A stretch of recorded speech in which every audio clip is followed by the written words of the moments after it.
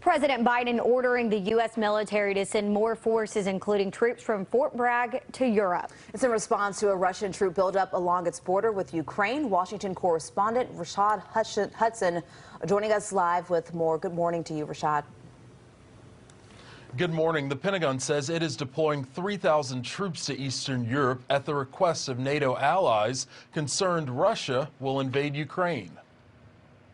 These movements are unmistakable signals to the world that we stand ready to reassure our NATO allies and deter and defend against any aggression.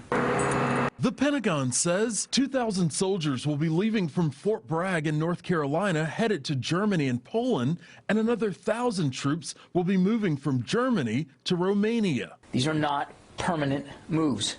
They are moves designed to respond to the current security environment. Moreover, these forces are not going to fight in Ukraine.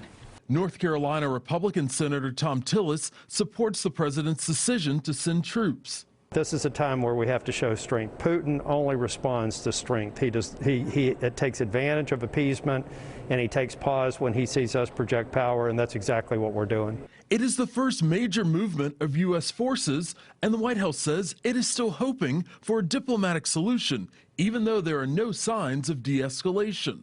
There is one aggressor here. That aggressor is Russia. They are the ones who have gathered tens of thousands of troops on the border. They are the ones who are threatening to invade a sovereign country.